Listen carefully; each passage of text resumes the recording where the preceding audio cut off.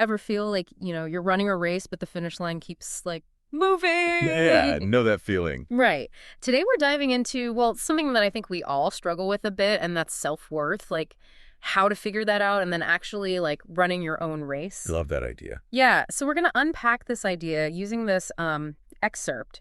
It's called Day #8.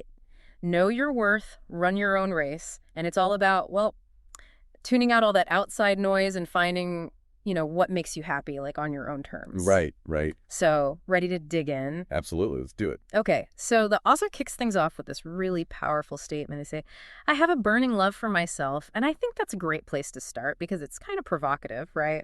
It is. And it really grabs your attention. But it's important to understand what they mean by that, right? Yeah. Because it's not about ego or being self-centered. Exactly. It's about recognizing your inherent self-worth. Yeah, and they actually go on to like clarify that, which I thought was really good because you could definitely take it the wrong way, I think, and they're very clear that it's not about ego.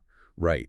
And that's so important because so often we tie our self-worth to external things, Mm. our achievements, our possessions, what other people think of us. Totally. It's like we need that external validation to feel good about ourselves. Exactly. But this excerpt is all about shifting that perspective inward. It's about recognizing that you are worthy simply because you are. Okay, so how do we actually do that? Because it's easy to say love yourself, but how do we actually cultivate that deep down belief in ourselves? That is the million-dollar question, isn't it? Well, the author really emphasizes the importance of integrity. Okay, yeah. They define it as, and I wrote it down here, the quality of being honest and having strong moral principles, but like, what does that actually look like in our everyday lives? It means aligning your actions with your values, even when it's difficult. It's about choosing honesty, even when it might be easier to lie. Right. It's about standing up for what you believe in, even when it's unpopular.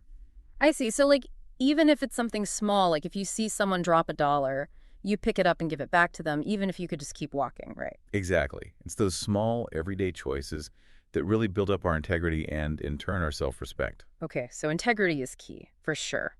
But what about those times when we mess up?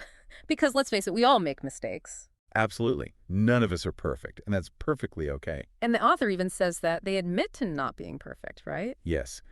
And I think that's so important because we often get caught up in striving for perfection, and then when we inevitably fall short, we beat ourselves up about it. Totally. But the author encourages us to focus on progress, not perfection.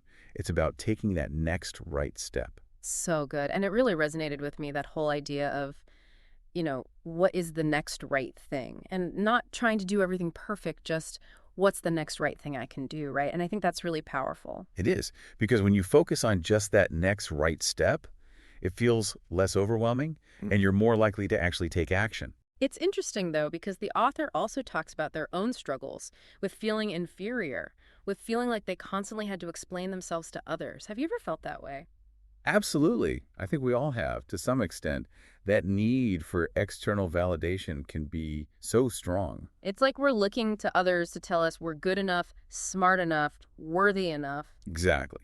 But the truth is, true self-worth comes from within. It's about learning to trust ourselves, even when others might doubt us. And that's such a process, though, right? Like learning to trust yourself. It's not something that happens overnight. No, it definitely takes time and effort. Yeah. But the more we practice trusting ourselves, the easier it becomes. Okay, so we've talked about integrity, we've talked about progress over perfection, and the importance of self-trust.